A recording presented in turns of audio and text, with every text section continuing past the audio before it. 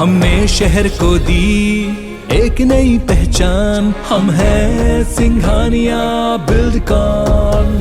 5 राज्यों में गुरुवार को मतगणना के लिए चुनाव आयोग ने अपनी तैयारी पूरी कर ली है। वहीं स्ट्रांग रूम के आसपास भारी संख्या में पुलिस बल तैनात किया गया है। साथ ही पार्टियों के उम्मीदवार और कार्यकर्ता भी ईवीएम की निगरानी कर रहे हैं। इस बीच समाजवादी पार्टी ने ईवीएम से छेड़छाड़ के आरोप भी लगाए।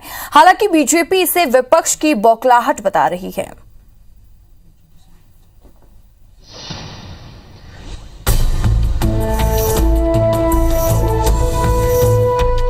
मेरठ के हस्तिनापुर में दूरबीन से देख रहे ये जनाब समाजवादी पार्टी के उम्मीदवार हैं। ईवीएम की सुरक्षा के लिए स्ट्रांग रूम के बाहर अपनी खुली जिप्सी से लगातार पहरा दे रहे हैं। इनके साथ इनके समर्थक भी 3 शिफ्ट में यही काम कर रहे हैं। इनका तर्क सुनिए। जहाँ ईवीएम रखी है वहाँ की देखभाल रखेंगे।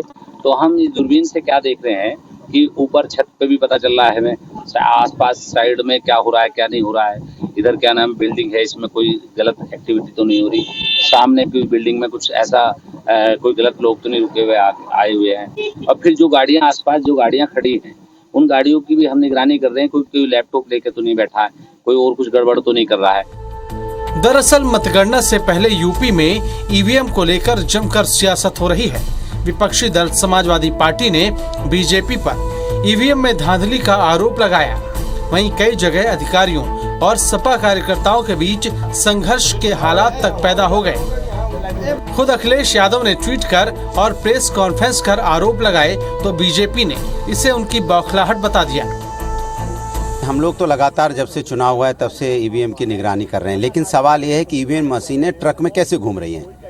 ईवीएम मशीन कोई टाइपराइटिंग मशीन नहीं है कि बाजार में आपको खरीदने से मिल जाती है और ट्रक में लेके लोग घूमते रहेंगे। तो क्यों घूम रही थी? और हमारे इस ऑब्जेक्शन को वहाँ के कमिश्नर ने माना भी कि बिना प्रोटोकॉल के बिना उसके ये गलती है हमारी। तो आप सोचिए इस पे कैसे विश्वास कर लिया जाए सरकार के ऊपर में।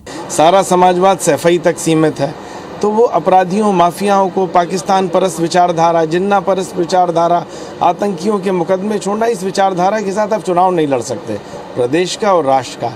तो परिणाम वही होगा जो पिछली बार था, 40-50 सीटें आई थी। वहीं अधिकारियों के मुताबिक मतगणना के लिए 250 कंपनी केंद्रीय सशस्त्र पुलिस बल को तैनात किया गया है। इसके अलावा 61 कंपनी पीएसी के साथ लगभग 70,000 राज्य पुलिस बल के अधिकारी और कर्मचारी भी ड्यूटी दे रहे हैं। 36 कंपनी केंद्रीय बल ईवीएम की सुरक्षा में लगाई गई हैं, जबकि 214 कंपनी केंद्रीय बल मतगणना और कानून व्यवस्था की ड्यूटी में मुस्तैद है। 3 टियर सुरक्षा की व्यवस्था मानकों के अनुरूप सुनिश्चित की जाती है। जो इनर कॉर्डन होता है उस इनर कॉर्डन के अंतर्गत पारामिलिट्री फोर्स रहती है। साथ ही साथ जो मिडिल कॉर्डन है या जो आउटर कॉर्डन है इसमें सिविल फोर्स की डिप्लॉयमेंट की जाती है। इसके साथ ही साथ पैरामिलिट्री फोर्सेज की भी अन्य कंपनियां हैं जो कि शांति व्यवस्था के लिए एवं सुचारू व्यवस्था सुनिश्चित करने के लिए डिप्लॉय की जा रही हैं। गुरुवार को होने वाली मतगणना के लिए सारी तैयारियां पूरी हो गई हैं। ईवीएम पर नजर रखने के साथ ही पार्टियां अपने उम्मीदवारों पर भी कड़ी नजर रख रही हैं। इसके लिए कई जगह होटल बुक किए गए हैं। हॉर्स ट्रेडिंग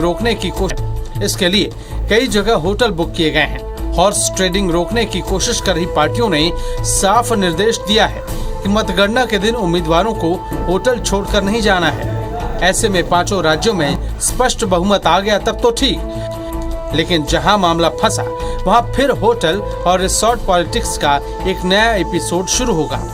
विजय दीक्षित, IBC 24, लखनऊ।